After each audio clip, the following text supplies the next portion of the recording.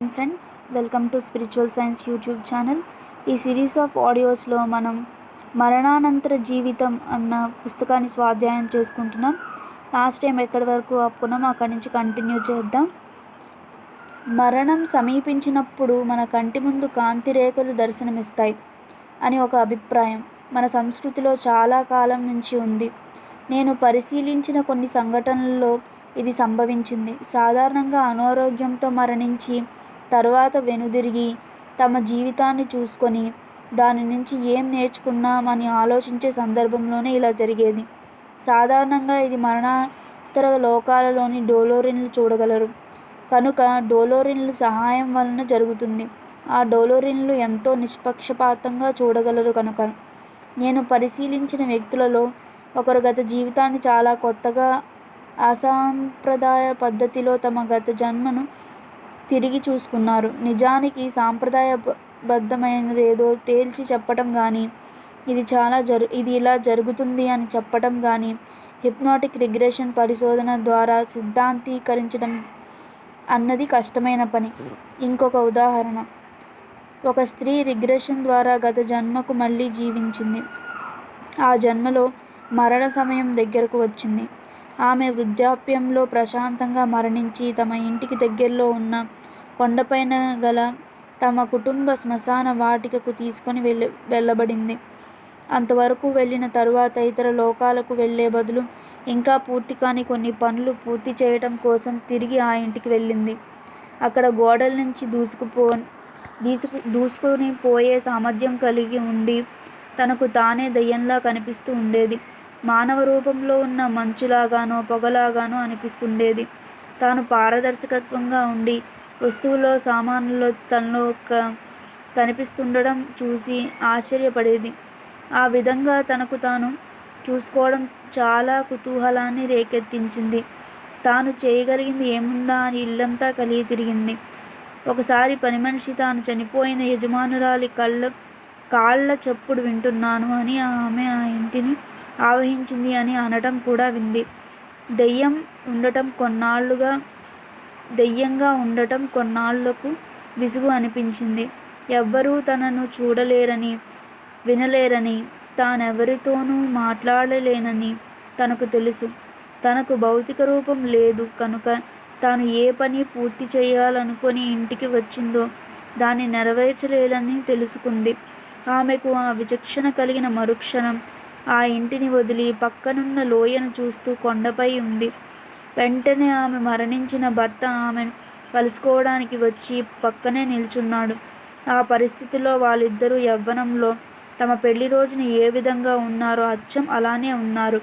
వాళ్ళిద్దరూ అలా చేతిలో చేయి వేసుకొని చూస్తూ ఉండగా ఆ లోయలో జీవం ప్రసరించింది. హఠాత్తుగా లోయపై వెలుగు దుప్పటి పరిచినట్లయింది. తాను అప్పుడే వదిలిన జీవితం తాలూకు గుర్తులన్నీ కనపడసాగాయి. తమ జీవిత సంఘటనలన్నీ ఒకదాని తర్వాత ఒకటి వరుసలో కళ్ళ ముందు తిరిగాడాయి. ఆమె ఇంకా చెప్పింది, మేం శ్మశానాన్ని, ఇంటిని, నగరాన్ని, కొండలను అన్నింటినీ చూడగలిగాం. ఇది ఎలాంటిదంటే మనకు తెలిసిన దారిలో ఒకేసారి సంయుక్తంగా చూస్తున్నట్లు ఉండడం అన్నమాట. అది మా జీవితంలాగే, మేం కలిసి జీవించిన జీవితం అదే అన్నట్లుగా ఉంటుంది. మేం చక్కగానే సమర్థవంతంగానే జీవించాం అనిపించింది. మేం చేసిందంతా మా కళ్ళ ముందే కనిపించడం నాకు చాలా ఆనందంగా అనిపించింది. మొత్తం మీద ఆ అనుభవం చాలా బాగుంది. ఇప్పుడు అంతా ప్రశాంతంగా ఉంది. జరిగిన దాని సాక్షిభూతంగా అవలోకిస్తున్నట్లు ఉంది. ఇదంతా ఎలా ఉందంటే, ఓ వ్యవసాయదారుడు తన విస్తారమైన పొలంలో రకరకాల పంటలు పండిస్తున్నట్లు, పొలంలో రకరకాల పువ్వులను గమనిస్తూ ఆ తోటను తాను సిద్ధం చేయటానికి తాను పడిన కష్టమంతా గుర్తుకు తెచ్చుకునే విషయంలా ఉంది. జీవితంలో సంఘటనలన్నీ ఎలా పెరిగి పెద్దదయ్యాయో స్పష్టంగా గ్రాహ్యానికి వస్తోంది. ఇది మన ముందు కనిపించిన చివరి ఫలితం. ఆ జీవితపు లోయను ఒకసారి చూస్తూ కొన్ని ప్రత్యేక సందర్భాలను గమనిస్తుంటే బాగుంది. మనం ఇక్కడ సమయాన్ని వాస్తవానికి చక్కగానే గడిపాం. మనమిద్దరం కలిసి చేసిన గొప్ప పని అదే అని మనం అనుకుంటాం. జీవితపు తోటలోని వివిధ దృక్కోణాలు అద్భుతంగా గ్రహిస్తాం. అంతటినీ ఒకేసారి చూస్తాం.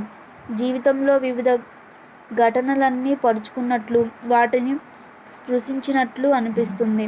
ఇంకా నిజంగా చెప్పాలి అంటే జీవితపు ఒక చిత్తు పుస్తకాన్ని చూసినట్లు అనిపించినా అది కొంచెం కుడి ఎడంగా ఓ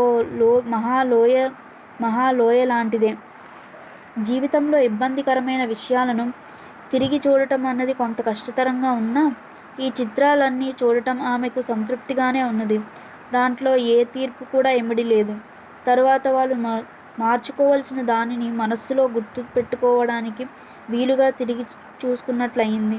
అప్పుడే వదిలిన జీవితాన్ని తిరిగి చూసే పద్ధతి నిస్సందేహంగా ఇది ఒక్కటే కాకపోవచ్చు, కానీ ఇది చాలా సుందరమైన పద్ధతి. ఇంకో సందర్భం. ఈసారి నేను మంచు చర్య విరిగిపడిన మరణించిన ఓ వ్యక్తితో మాట్లాడుతూ మరణానుభవం ఎలా ఉంది అని అడిగాను. రిగ్రెసి: మీరు ఎప్పుడైనా అడుగున చీకటిగా ఉండి మురికితో నిండి ఉండే లోతైన సరస్సులోకి దూకారా? దాని లోపలి నుంచి మళ్ళీ నీటిపైకి వచ్చేసరికి చాలా తేలికగా తేలిపోతున్నట్లుగా ఉంటుంది. చుట్టూ సూర్యుని ప్రకాశం కనిపిస్తుంది. మరణం ఖచ్చితంగా అలాగే ఉంటుంది. డోలోరిస్: మీరు కొండచర్య విరిగిపడి మరణించటం వల్ల అలా భావిస్తున్నారా? రిగ్రెసి: లేదు, భౌతిక తలం నుంచి ఆత్మల తలానికి వెళ్ళటం వలన అలా జరుగుతుంది. నేను శరీరాన్ని వదలగానే కొలను నుంచి బయటకు వస్తున్నట్లు అనిపించింది. ఆత్మల తలం చేరుకోగానే సూర్యకాంతిని చేరినట్లుంది.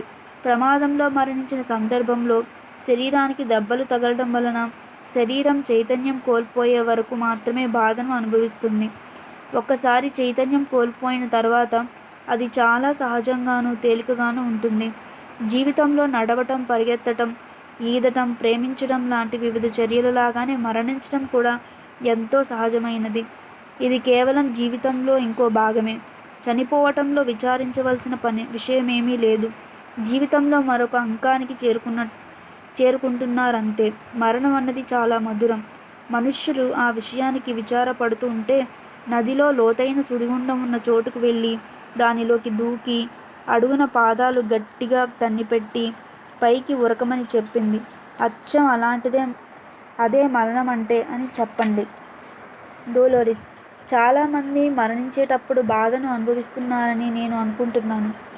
రిగ్రెసి: బాధ అనుభవించడం అనేది మీకు అవసరమైతే తప్ప మరణం బాధగా ఉండదు. తప్పనిసరిగా కోరుకున్న సందర్భాలలో తప్ప మరణంలో బాధ ఉండదు. మీరు కోరుకుంటే లేదా దాని నుంచి మీరు ఏదైనా పాఠం నేర్చుకోవాల్సి వచ్చినప్పుడు మాత్రమే బాధ ఉంటుంది.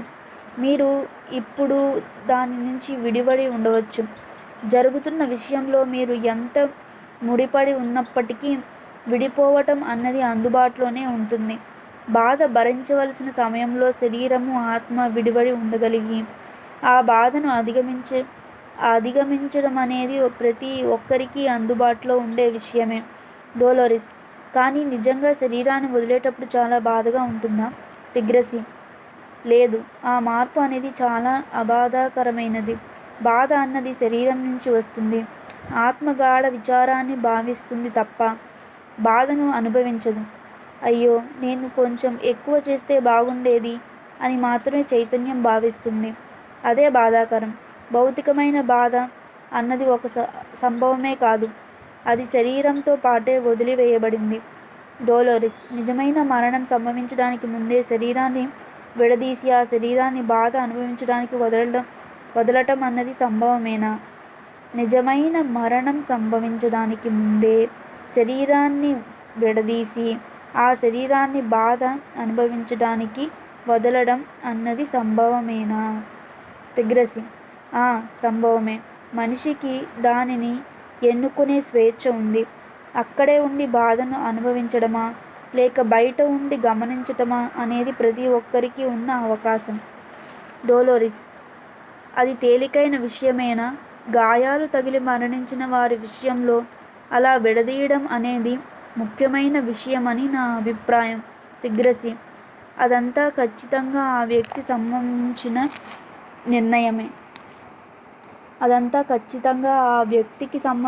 నిర్ణయమే. Thank you masters.